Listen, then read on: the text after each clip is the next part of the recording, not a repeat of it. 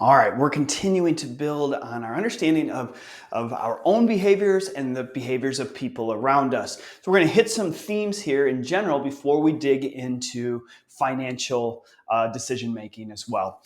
So we've talked previously in another section about this Homo economicus individual that a lot of our classical models are built on, where we are totally self-serving, utility maximizers, and we also realize that a lot of us, we're altruistic, which is not a bad thing. Altruism is our selflessness, which is the opposite of this Homo economicus man or woman.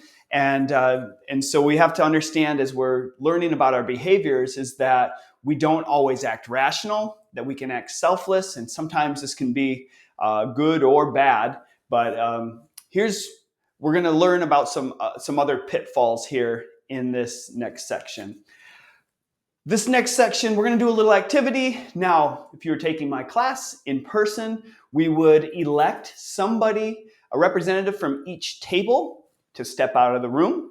And we'll just say, hey, thanks for volunteering. We just need one person for each group to step out. I'll let you know when it's ready to come back, when you're ready to come back in. And then what I would do is I'm going to post this picture on the overhead. And on the left-hand side here, you can see one line, and then you have A, B, and C. And we say, okay, which letter is closest or the exact same line length as the one on the left? And if you look at it, you can probably make your decision. And then what I tell the groups who are in the class is I said, your goal is to convince the person who is out of the room that the answer to this is not letter C.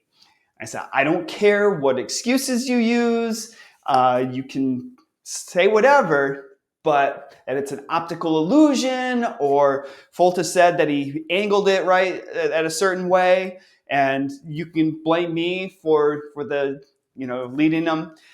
And if they still choose C, then they win and then the team loses. And so there's usually a little bit of punishment where the losers have to stay a little bit later and the winners get to walk out of the class that day early.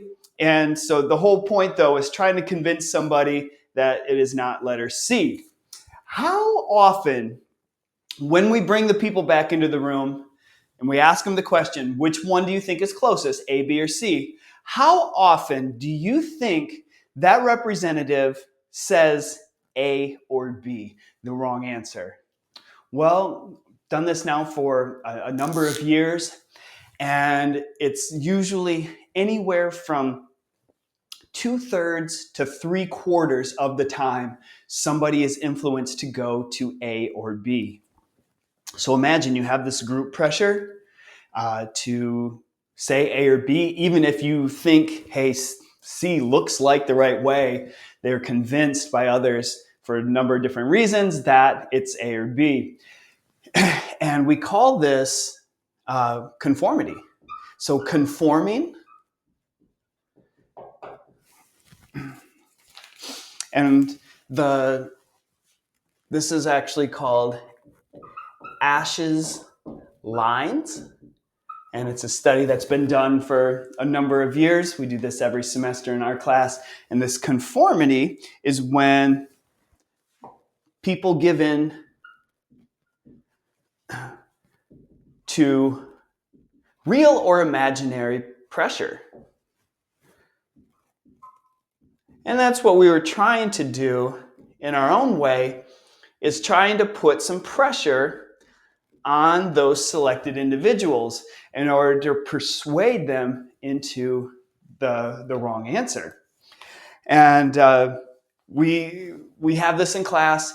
There's a video link that I've posted. It's only 2 minutes, but it's worth your time to look at. It's conformity in an elevator. And so not only is that reinforcing what we're talking about here, it's showing you a kind of funny way if you want to get with your friends to face in the wrong direction on the elevator, just to see if somebody else will look around and follow the same suit there.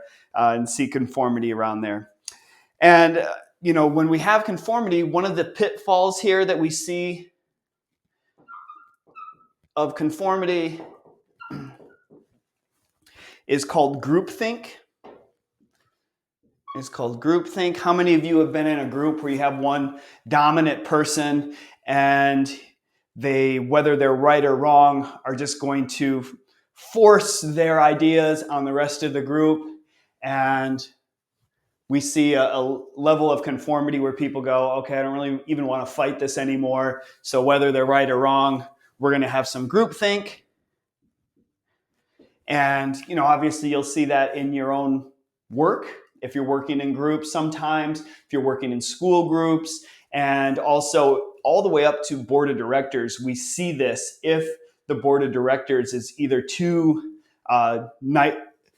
closely knit or insider focused. You'll see this groupthink play itself out. It's essentially just when groups start to think alike. Groups think alike. And this is where you minimize the power of a group, where you can have a number of different opinions and options, and it opens up a lot of benefits. But when we get conformity, you negate all of those benefits. And then this next one that we're going to talk about on our next episode here is talking about obedience to authority. So we're going to stay right here on this topic, and we'll keep going on that next video. See you there.